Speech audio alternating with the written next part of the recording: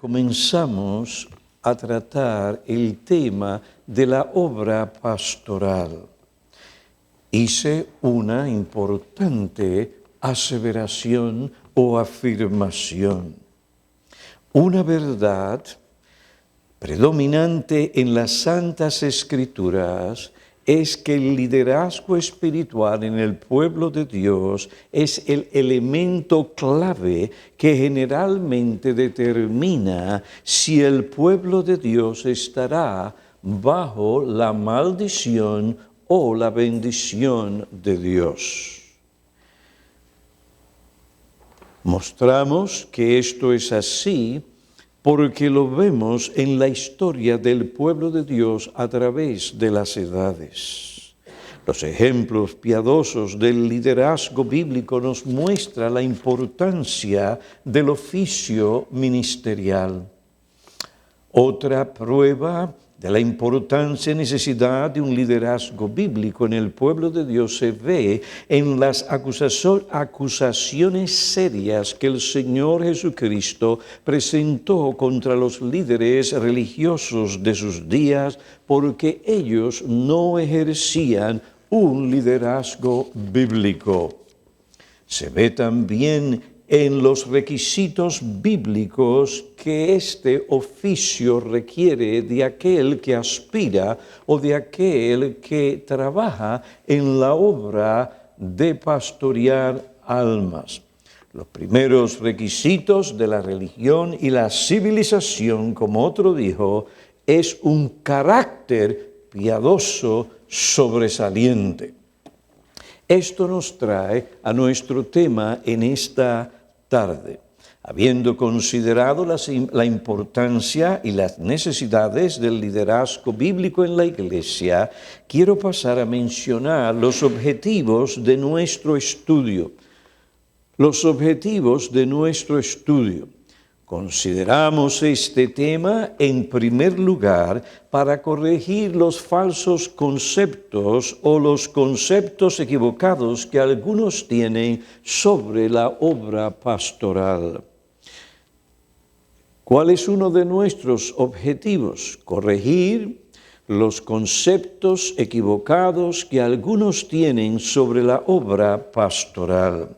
Hay algunos individuos, incluso líderes cristianos, que a través de los años han adquirido una serie de conceptos equivocados de lo que significa pastorear el rebaño.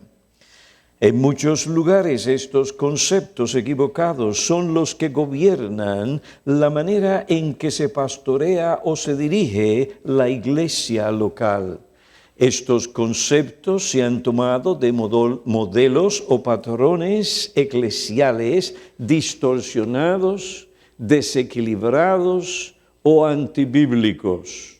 En otros casos, estos conceptos proceden de un liderazgo o de una obra pastoral, del conocimiento adquirido del liderazgo y la obra pastoral, de libros que presentan esta obra en una manera incorrecta, deficiente y desequilibrada.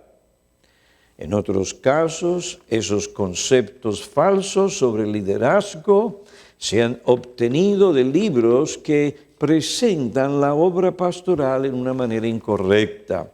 Otros han tomado un modelo de pastorear de la iglesia de autoridades que no han sido aprobadas por el Señor Jesucristo, el gran pastor y cabeza de su iglesia, Efesios 1, 22.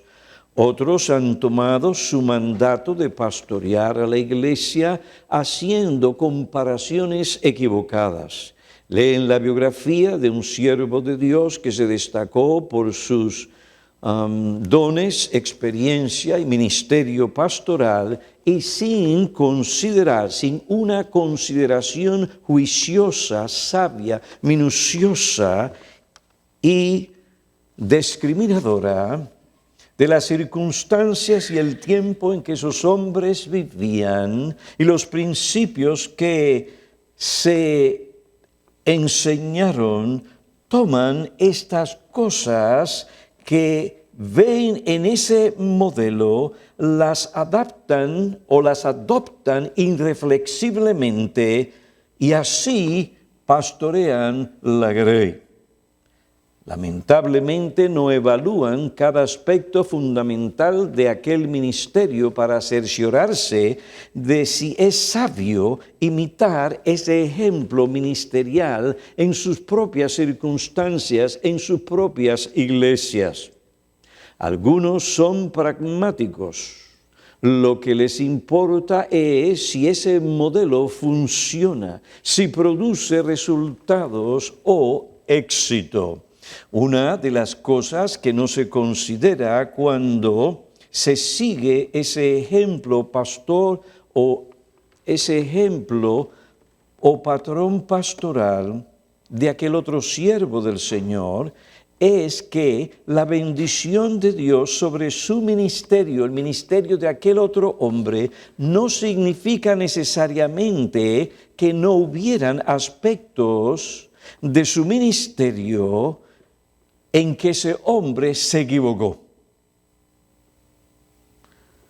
La bendición divina que aquel siervo de Dios recibió no significa que tenía la aprobación de Dios en todo lo que hizo como pastor de ovejas durante todo el tiempo de su ministerio.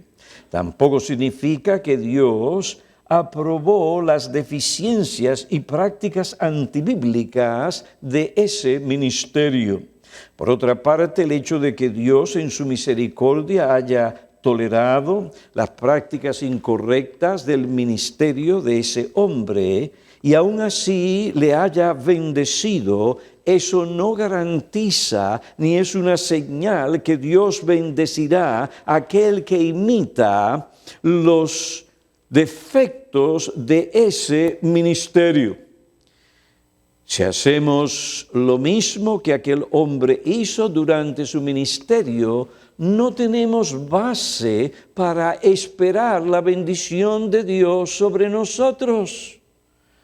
Los anales históricos de la historia están repletos de hombres que por seguir los modelos deficientes de pastoreo fracasaron en el ministerio y la iglesia que pastorearon sufrió innecesariamente porque ese pastor no siguió el patrón perfecto de pastorear presentado en las Escrituras del Señor Jesucristo, el pastor de pastores.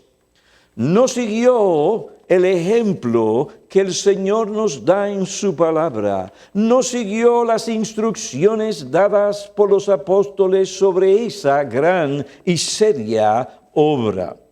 Después estos hombres le echan la culpa de su fracaso a la gente, al diablo o a las circunstancias, cuando realmente ellos son los responsables de su fracaso por no haber seguido el modelo bíblico o por haber seguido el modelo de otros sin evaluar cada aspecto de ese ministerio a la luz de lo que enseña la palabra de Dios. Aunque Dios bendijo abundantemente el ministerio de Jonás en Nínive, esto no significa que Dios aprobó la actitud y el comportamiento del profeta y todos los métodos o los medios y las prácticas que él llevó a cabo o que él utilizó. La realidad fue que Dios reprendió fuertemente la actitud, los prejuicios, la perspectiva, la ambición y la conducta de Jonás. Jonás capítulo 4, versículo 1 y en adelante. Dice, pero esto desagradó a Jonás en gran manera. Un hombre que debería estar saltando, brincando, diciendo, gloria, gloria, gloria, gracias. Yo no me acuerdo de haber visto o haber oído de algún ministerio tan productivo como el de ese hombre bajo las circunstancias en que él ministró. Sin embargo, ¿cuál fue su actitud? ¿Estaba enojado? No, enojadísimo. Pero esto desagradó a Jonás en gran manera y se enojó.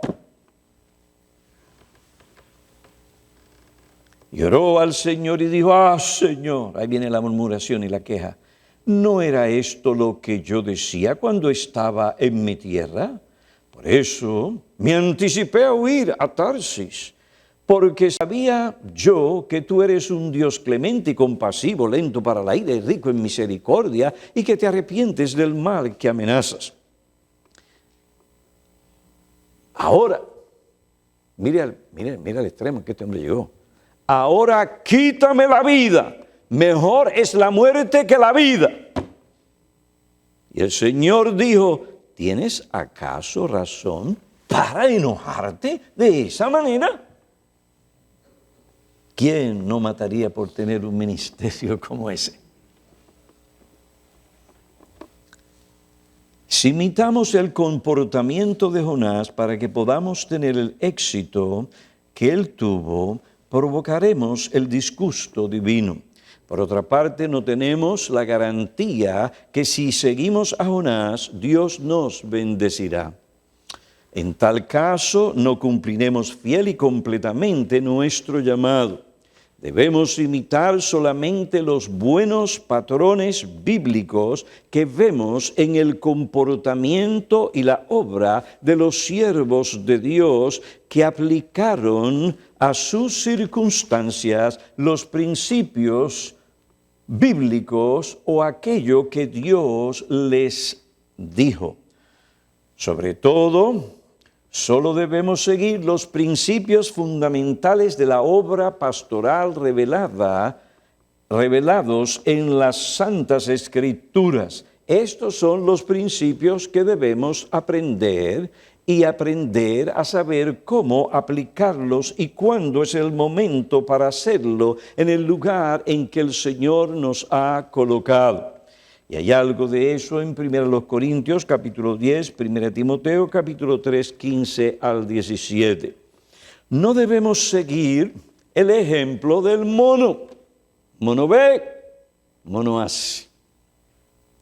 Aunque, con todos mis respetos, está difícil decir lo que voy a decir, pero lo voy a decir.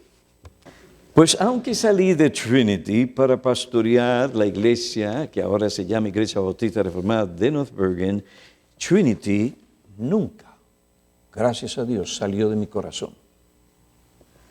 Explico, los principios bíblicos enseñados, encarnados por esos pastores que todavía sigue siendo esa una realidad, fueron los que impactaron y continúan impactando mi vida. ¿Qué quiero ver de ellos? Que vivan la Biblia.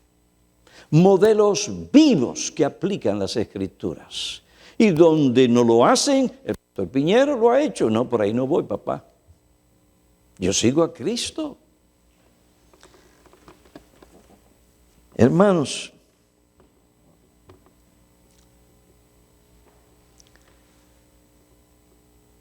aquellos días fueron días de prueba.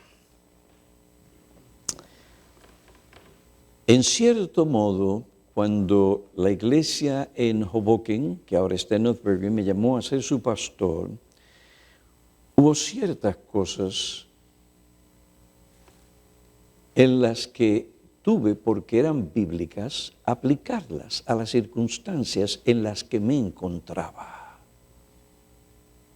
Hubieron otras cosas de Trinity que estaba bien para ellos hacerlas, que de nosotros hacerlas probablemente invitaríamos el disgusto de Dios, su desaprobación y hubiéramos pecado. Lo que es legítimo para ellos como americanos que conocen su congregación, no necesariamente es legítimo para nosotros.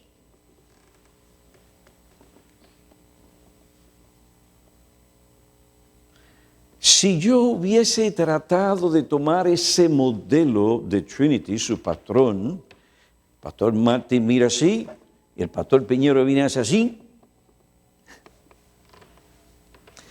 Si yo llego haciendo lo que el mono hace, ¿Saben lo que hubiera pasado con nuestra gente? Hubiera rechazado la verdad.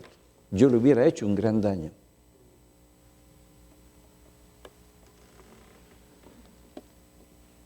La iglesia a la cual el Señor me llevó era otra iglesia, con necesidades diferentes a las de Trinity Baptist Church. Sus circunstancias, la iglesia donde estábamos, si era iglesia, estábamos en pañales. Sus circunstancias eran diferentes, necesitaban otro cuidado. Sus miembros estaban en otro nivel de conocimiento y santificación. Esto me llevó a buscar la ayuda y la guía y el consejo de Dios. ¿Qué dicen las Escrituras? La sabiduría que Dios da, el que le falte sabiduría, oye, esto no falla, a mí no me ha fallado, ni me va a fallar. Pídale a Dios. Él se deleita sin reproche alguno en dar la sabiduría necesaria. Hermanos, el Señor había tratado conmigo. Empecé a enseñar los principios básicos del Evangelio. Se enseñó la doctrina de la inspiración, origen, autoridad y suficiencia de la Biblia. La centralidad de la predicación bíblica, la necesidad de que se presente a Dios una adoración pura según Él establece, no recomienda, sino que prescribe y manda. Se buscó el consejo bíblico, los principios relevantes de pastores de mayor experiencia que yo. Se introdujo y se enseñó la doctrina de la verdadera conversión. Poco a poco se enseñó la doctrina bíblica de la iglesia. 1 Timoteo capítulo 3, 14 y 15. Estas cosas te escribo, Timoteo, para que sepas cómo uno debe conducirse en la iglesia, que es columna y baluarte de la verdad. ¿Cuáles cosas Pablo escribió?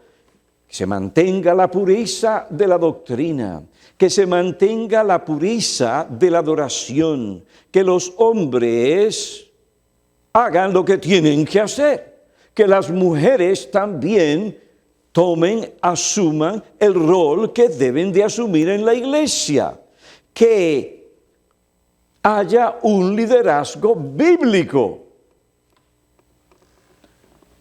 Esto no fue fácil de aplicar, pero el Señor estaba con nosotros.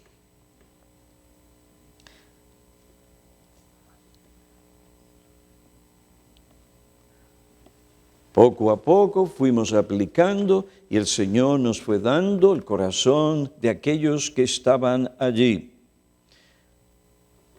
Nosotros no adoptamos las prácticas de Trinity simplemente porque ellos lo hacían. La Biblia nos dice a la ley y al testimonio, si no hablan conforme a esta palabra es porque no les ha amanecido, no tienen la luz del Espíritu de Dios. En esto, así como fue la base para mi matrimonio, o la consejería dada por mi pastor, mentor y padre espiritual, a quien yo le debo muchísimo, el principio de la sola escritura desde que nos casamos estaba en el centro. No que dice Trinity o el pastor Martin, que dice la Biblia.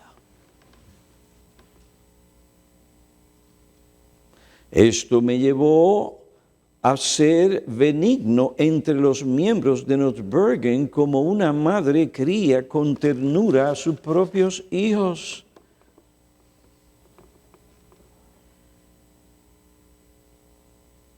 Sabiendo su condición espiritual, les di primero a beber leche, los principios bíblicos fundamentales del Evangelio, para después, a su tiempo, darles carne, alimento sólido. 1 Corintios 3:2, Hebreos 5:11, 14. Esas palabras del Señor estaban en mí. Quiero decirle a ustedes muchas cosas, pero ustedes no están listos.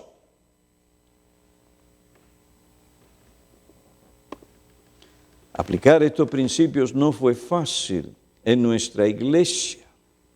Primeras 2 semanas que estaba allí, después de haberme mudado, ya tenía que mudarme otra vez, una confrontación donde un hombre se levantó y dijo, vamos a ver qué dice la iglesia. Pero así, y como en una familia grande, él pensaba que tenía fuerza para hacer lo que decía, intimidarme y amenazarme. No fue fácil. Una ocasión que tuve que correr al baño, ya ustedes saben a qué.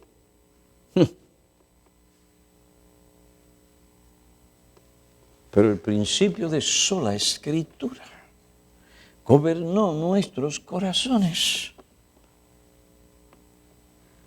Yo no llegaba al mismo escenario en que Trinity se encontraba.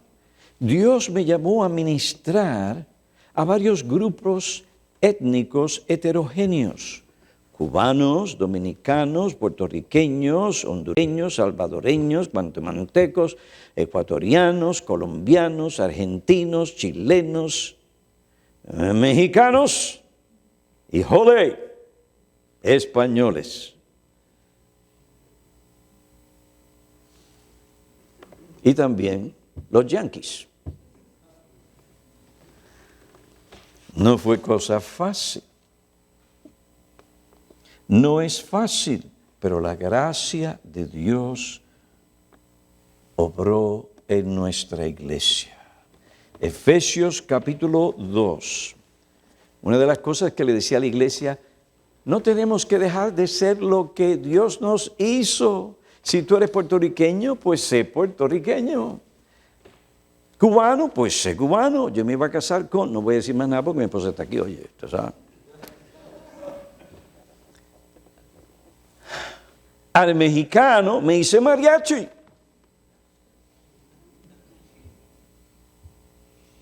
Al quisqueyano, me acuerdo bien, entraba en el aeropuerto, el principal en la República Dominicana, Santo Domingo.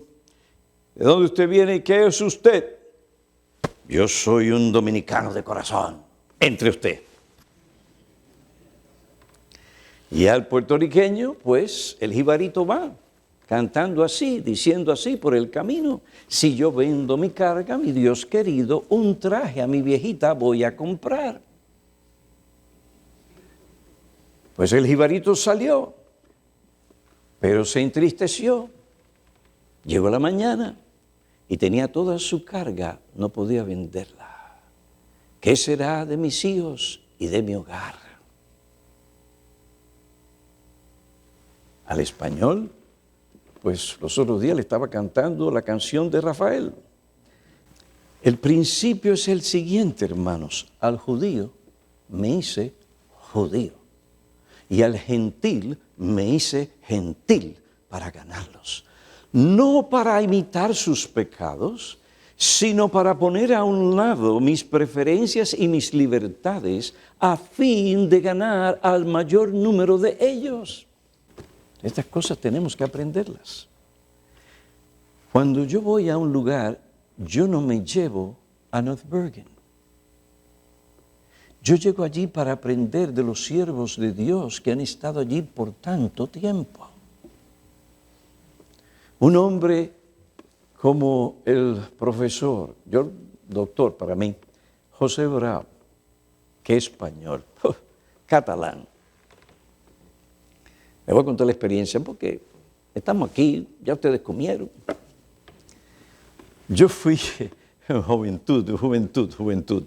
Fui a España, me invitaron los bautistas reformados, decían que tenían la confesión de fe de 1689, bautistas, bla. Pues yo dije, pues yo te voy a tratar como lo que tú me dices que tú eres. Yo tuve que aprender mi primera lección, que no es así. Pero allí fui yo, ese jovencito flaquito, y empezó a predicar con un español matado. Y delante de mí estaba el profesor José Grau. Imagínense yo con ese español que yo tenía. Y yo predicaba y el hombre. Y yo decía, ay, mi. Pero estaba convencido de lo que yo estaba diciendo era lo que decía la Biblia. Pues, ¿qué pasó? En una forma u otra la providencia nos dirigió para que nos sentáramos uno al otro. Y entonces yo estaba ahí como asustado, ¿verdad? Y él pues se me acercó, un hombre humilde. Me hubiese gustado que hubiera conocido al pastor Martin. Y me dijo, lo que tú predicaste ahí es lo que yo creo. Yo hice así. Más adelante él me invitó a ir a su casa en Barcelona y me dijo, si yo viviera en Estados Unidos, lo respeto, esto él me lo dijo, lo voy a decir, si yo estuviera en los Estados Unidos, yo fuera miembro de tu iglesia, José Grau. Yo no estaba enseñando nada nuevo. Lo que por gracia Dios me dio a través de un ministerio bíblico, eso es lo que yo he dado y nunca seré conocido como un hombre original. En mi caso, que el Señor me libre. El punto aquí es, hermanos, que le enseñé a nuestra iglesia, no deje de ser lo que usted es, pero usted tiene que enriquecerse, porque a Dios le gusta la variedad. Vaya al mar y vea qué de tantos peces tan odiosos, por no decir algunos apestosos, y no decir feos, pero usted se queda asombrado ante la variedad de nuestro Dios en la creación. Entonces usted no tiene que dejar de ser lo que usted es. Usted aprende y lo que es bueno y es bíblico y pueda aplicar, usted lo aplica. ¿Y qué pasó a través de los años en nuestra iglesia? Yo me quedé, estaba yo contentísimo cuando hicieron un vídeo ahí, que eso ha corrido por diferentes lugares. ¿Qué era lo que ustedes estamos yendo? De gente que me conocen más de 30, 35 y 40 años. Oiga, usted no puede engañar a la gente todo el tiempo. ¿Cómo salía de ellos? La hermana Antonia, puertorriqueña, hablando de cómo ella aprendía de los dominicanos y esto, aquello y lo otro. Y así los demás hermanos, eso mismo. ¿Por qué? Porque en Cristo la pared que nos dividía fue aplastada, destruida completamente. Y le hemos enseñado a nuestra iglesia que Dios nos ha dado una maravillosa oportunidad para mostrar el poder del Evangelio, destruyendo paredes de división, quitando prejuicios. Y a través de los años quieren entender qué es Northbergen. Eso mismo. Una iglesia sencilla y humilde que tiene faltas, deficiencias, pero Dios está en medio de ella, aprendiendo unos de otros. Gloria al Señor. El poder del Evangelio. Estudiamos la obra pastoral para corregir los conceptos equivocados sobre esta obra. Estos conceptos surgen de patrones eclesiales distorsionados, de libros que pretenden saber lo que es la obra pastoral, pero no es así. Y también estos conceptos nacen de ideas románticas sobre el ministerio. En fin, hay hombres que entran al ministerio pensando solo en las cosas maravillosas y gloriosas de este santo oficio. Solo ven el resplandor, el poder, la autoridad, los viajes, las ventajas del oficio pastoral. Pero hay algunos que piensan que tienen dones. Después de todo, ellos son los próximos Spurgeon. Se olvidan que si un hombre es fiel a su llamado pastoral, generalmente no recibirá muchos laureles, sino padecimientos. Será vilipendiado, ridiculizado, denigrado, vituperado, maltratado. Hermanos, estas cosas son muy importantes. Dios nos enseña estas cosas para que dependamos de Él. En otras ocasiones, tu labor pastoral no será reconocida ni será recompensada adecuadamente. Nos urge tener un concepto correcto o bíblico del ministerio para que no nos desanimemos o desplomemos cuando pasemos por la experiencia de la ingratitud, de la traición.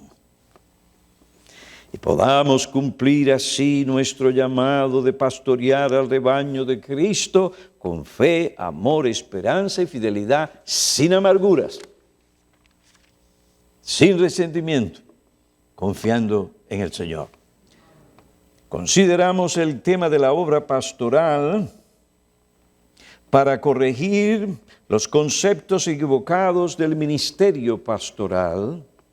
Tenemos que corregir sabia y oportunamente estos conceptos del ministerio para que no impidan el crecimiento, el progreso y el bienestar espiritual del pueblo de Dios. En segundo lugar, o en segundo objetivo, para considerar la doctrina bíblica de la obra pastoral, es impartir el conocimiento bíblico que nos permitirá hacer una evaluación correcta de nuestra obra pastoral y de que si nosotros cumplimos con los requisitos de esa obra. Consideramos esta obra para impartir el conocimiento bíblico que nos permita hacer una evaluación correcta de nuestra obra pastoral. En el caso de los pastores, este conocimiento bíblico les ayudará a hacer una evaluación correcta de su propia obra pastoral. Ellos periódicamente, tú y yo, necesitamos detenernos y evaluar a la luz de las Escrituras nuestra obra en el Señor para determinar si nosotros estamos realizando la obra de Cristo de la manera de Cristo, según el mandamiento de Cristo y su ejemplo, y según Él nos encargó. Esta evaluación es necesaria, ya que somos muy prontos a olvidar lo que Cristo nos llamó a hacer, muy prontos a olvidar nuestra responsabilidad, deberes y obligaciones. Pablo le dice a Timoteo, oye bien, reflexiona sobre estas cosas, dedícate a ellas, refiriéndose a todas aquellas cosas que estaba él enseñándole a Timoteo, que Timoteo tenía que tener en cuenta como delegado, representante apostólico en aquel lugar en Éfeso y también como pastor. Reflexiona sobre estas cosas, Timoteo, dedícate a ellas para que tu aprovechamiento, tu progreso sea evidente a todos. 1 Timoteo capítulo 4, versículo 15. Esta evaluación es necesaria para que tú no luches y te esfuerces en vano.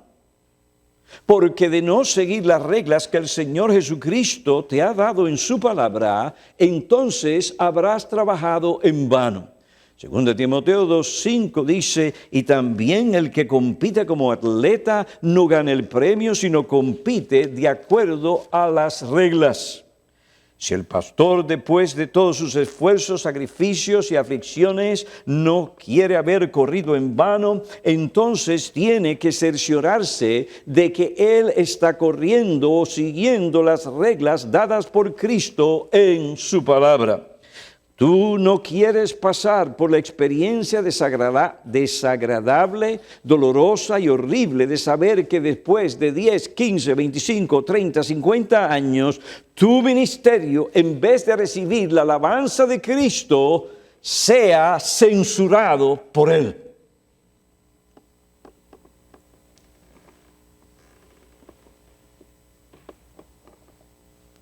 Y todo esto porque no hiciste periódicamente una evaluación de tu ministerio según las normas de las Escrituras delante de Dios, teniendo en cuenta el juicio de Dios de que un día tú tendrás que dar cuenta a tu Señor. Oye las palabras de Cristo a los Corintios en el capítulo 3, versículo 11, por medio de Pablo. Pues nadie puede poner otro fundamento que el que ya está puesto, el cual es Jesucristo. Ahora bien, si sobre este fundamento alguno edifica con oro, plata, piedras preciosas, madera, heno, paja, la obra de cada uno será evidente, porque el día lo dará a conocer, pues por fuego o con fuego será revelada. El fuego mismo probará la calidad de la obra de cada uno. Si permanece la obra de alguno que ha edificado sobre el fundamento, recibirá recompensa. Si la obra de alguno es consumida por el fuego, sufrirá pérdida. Sí, sin embargo, él será salvo, aunque así como por fuego. Esto se puede aplicar a cada miembro, a cada cristiano, pero en este contexto particular, Pablo lo está diciendo para referirse a los ministros.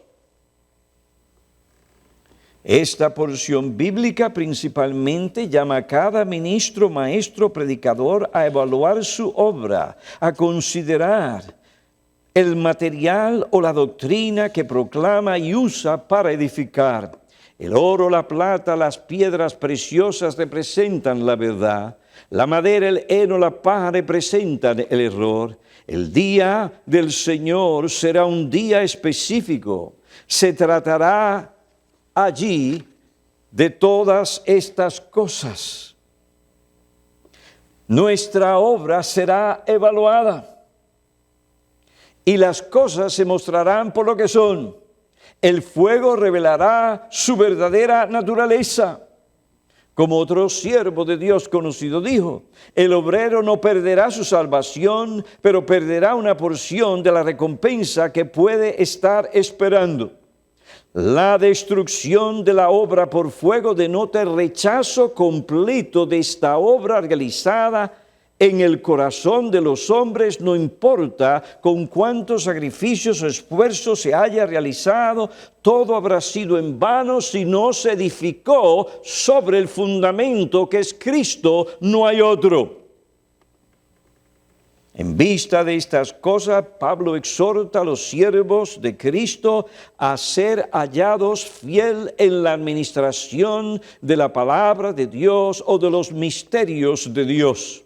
Lo importante no es que recibamos aplausos, que seamos populares, que podamos obtener números, que podamos obtener una aprobación numérica indescriptible en Facebook, YouTube y todos los demás lugares en las redes sociales.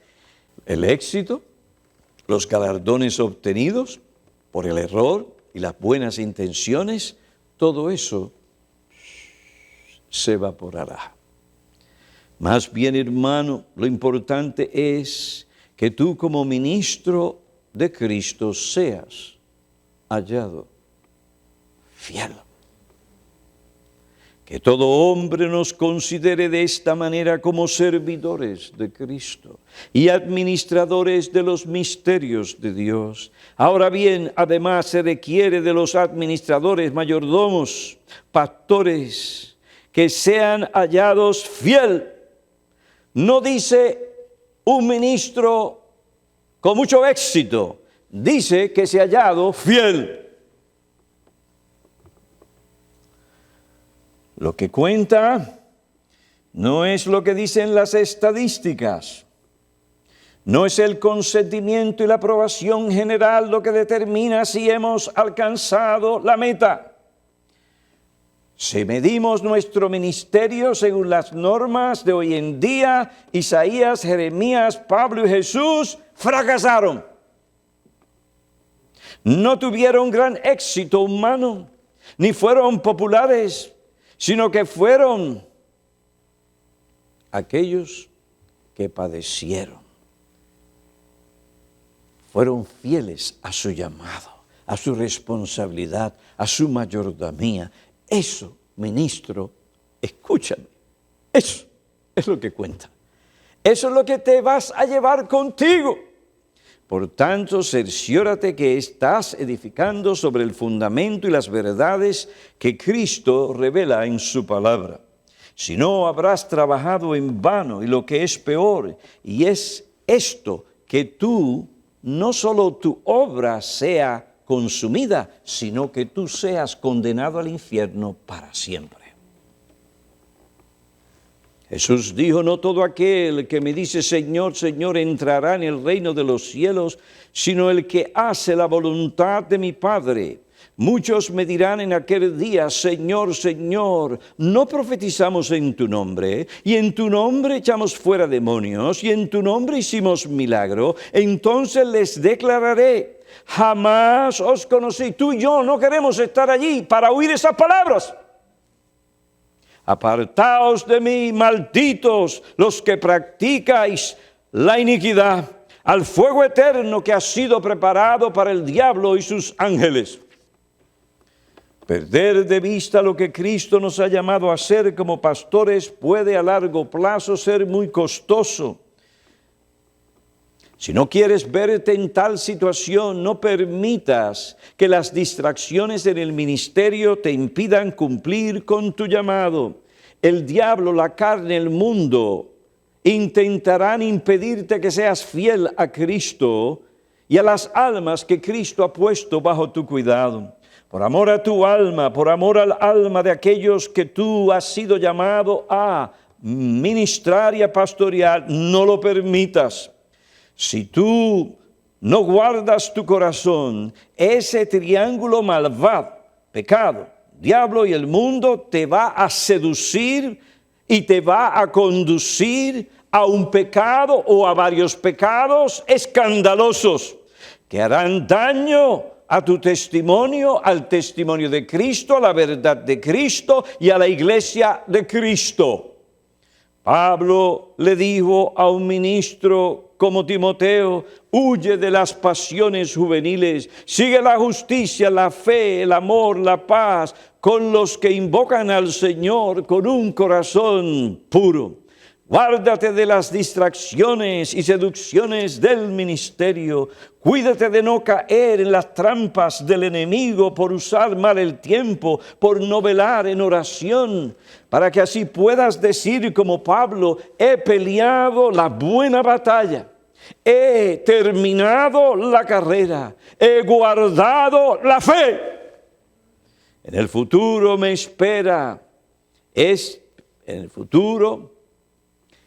me está reservada la corona de justicia que el Señor, el juez justo, me entregará en aquel día, y no solo a mí. Yo quiero estar en eso, sino también a todos los que aman su venida. Es necesario que tengas un conocimiento bíblico de la obra pastoral que te permita hacer una evaluación correcta de tu obra para que de este modo te cuides y te esfuerces de hacer lo que Cristo te mandó. Por otra parte, es necesario saber que la Biblia enseña, qué es lo que la Biblia enseña sobre la naturaleza pastoral para que no te sorprendas ni te desplomes ante las presiones, aflicciones y padecimientos y sufrimientos del ministerio. Para que no dejes que otros pongan cargas sobre ti o sobre tu conciencia que el Señor no te ha llamado a cargar. Recuerda que sobre todo tú eres esclavo de Cristo. Por tanto, no dejes que otros pongan cargas ni obligaciones que Cristo no te ha dado. No cedas en lo absoluto ante el temor a los hombres. Recuerda las palabras del apóstol, ¿busco ahora el favor de los hombres o el de Dios? ¿O me esfuerzo por agradar a los hombres? Si todavía estuviera tratando de agradar a los hombres, no sería un siervo de Cristo. Cuidémonos de aquello que conduce al temor de los hombres o de permitir que ellos pongan carga sobre nosotros que Cristo no ha puesto sobre nuestros hombros. Por el temor a los hombres, Pedro y Bernabé, hombres santos como ellos, se apartaron de una de las doctrinas fundamentales o cardinales del Evangelio. Ambos fueron seducidos y cayeron en la hipocresía. Pablo tuvo que confrontar a Pedro, ya que en aquel momento Pedro, sin darse cuenta, se había convertido en una piedra de tropiezo, en un instrumento del diablo, y había negado una doctrina cardinal como lo es la justificación por la fe. Tú y yo no nos queremos ver ahí, por la gracia de Dios, que nunca sea así. Recuerda, estimado pastor o aspirante al ministerio, que aquel que recibe el reconocimiento o el premio es aquel que compite o hace la obra según las reglas de Cristo. Segunda Timoteo 2:5, Pablo dice, y también el que compite como atleta no gana el premio, sino compite de acuerdo a la regla. ¿Quién de nosotros oirá las palabras de Cristo? Bien, bien, siervo bueno y fiel, en lo poco fuiste fiel, sobre mucho te pondré, entra al gozo de tu Señor. ¿Quién oirá estas palabras? Aquel que sirve a Cristo fielmente. ¿Quién recibirá la corona de justicia? Aquel que como Pablo haya hecho dos cosas, ha peleado la buena batalla según la mente y el mandato de Cristo y ha terminado la carrera. Es fácil empezar, lo duro es seguir y terminar en Cristo. Tú, pastor, podrás conocer que estás siendo fiel a tu llamado si tienes un concepto correcto del ministerio y si sigues la norma o el patrón bíblico sobre la obra pastoral. Esta norma o patrón bíblico te permitirá evaluar tu carácter, tu comportamiento, tu obra, para cerciorarte de que si estás siendo fiel a Cristo y fiel a las almas de tus ovejas. Esto es importantísimo. Las ovejas tienen el derecho de esperar de nosotros integridad y fidelidad, aunque no estén delante de nosotros. Y el diablo nos tienta, ¿verdad? Allí estamos en la computadora, con el televisor, no esperábamos una figura y de momento aparece una criatura de Venus o de Martes. Y es difícil, usted tiene que pelear con sus ojos y salirse de ahí. Pero por amor a Cristo, por amor a nuestras almas, por amor a las almas de aquellos que nos escuchan domingo tras domingo, que esperan fidelidad a Cristo, integridad de parte de nosotros, tenemos que dar muerte a nuestro pecado. Y si de momento se nos fue el ojo y, oiga, hay cosas que usted no puede evitar, pero hay cosas que usted busca. Ahí está el problema. Cuando usted busca y usted desea. A veces pasa. Usted está inocentemente y de momento, ¡fuácata! ¿Qué es esto? No haga lo que David hizo, se quedó allí. ¿Quién ganó? Betsabé y el diablo que estaba tras ella. Cayó como un huevo cae en el sartén, frito.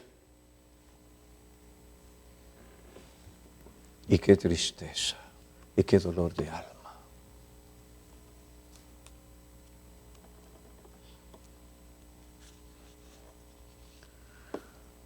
En tercer lugar, espero que sea lo último. En tercer lugar, consideramos la importancia y la naturaleza de esta obra pastoral para equipar a la iglesia con una perspectiva sana y bíblica que le permita objetivamente evaluar la obra pastoral de sus pastores. Repito, consideramos esta obra ¿para qué? para equipar a la iglesia con una perspectiva sana y bíblica que le permita objetivamente evaluar la obra pastoral de sus pastores. Queridos hermanos, no estamos jugando con vuestros corazones. ¿Qué clase de hombres somos delante de Dios, delante de la congregación, delante de nuestra familia y delante de nuestros vecinos? Eso es lo que cuenta. Si somos fieles, y esto es difícil. Pero ¿saben qué? Yo doy gracias al Señor. ¿Por qué? Porque hay un manantial inagotable. Cristo recibe pecadores arrepentidos, ministros arrepentidos. Yo no estoy hablando de un caso de pecados escandalosos, pero muy escandalosos, que es mejor que la persona se retire, no de la vida de la iglesia, no de estar activo, cuando puede estar activo en diferentes cosas. No me estoy refiriendo, hermanos, si el pastor Piñero lo encuentran, que Dios nunca lo permita, con una mujer besándose, que no es su mujer. Mi ministerio terminó ahí para siempre. El resto de mi vida es mostrando frutos de verdadero arrepentimiento.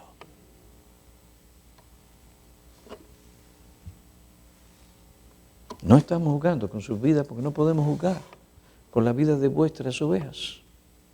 Ellas esperan fidelidad, integridad, no perfección. Pero qué bueno es ir a Cristo y recibir de Él perdón. Y poder decir, como dije anteriormente, entonces enseñaré a los transgresores y los pecadores se convertirán a ti. David cometió un pecado de adulterio, pero nunca más lo volvió a hacer. Aprendió su lección. Pero tú y yo no queremos pasar por la experiencia de David, porque estaríamos descalificados para siempre del ministerio. Probablemente, generalmente, porque hay circunstancias, yo lo entiendo. Que el Señor nos dé luz sobre estas cosas, salgamos de aquí con el deseo de orar y pedir, Señor, ten misericordia de nosotros, ayúdanos a ser los hombres que debemos ser para que nuestra gente esté contenta al vernos, esté contenta al orar por nosotros, esté contenta cuando invitan a otros a oír la palabra de Dios. Pueden hacer esto vuestras ovejas.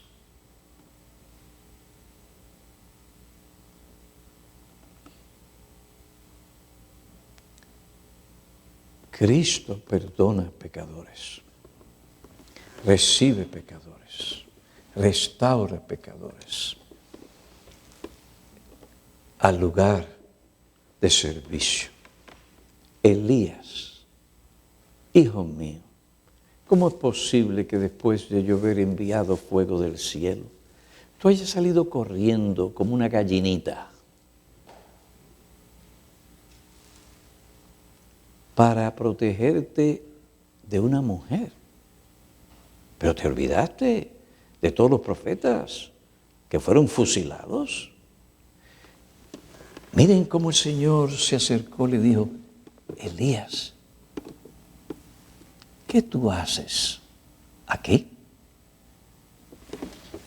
Regresa, que tengo algo que todavía tienes que hacer, ungir a Eliseo, para que esa obra que tú has comenzado perdure y perduró por 50 años en Israel. Nuestro Dios es un Dios de perdón. Gracias al Señor. Gracias a Dios por el Señor Jesucristo. Oremos.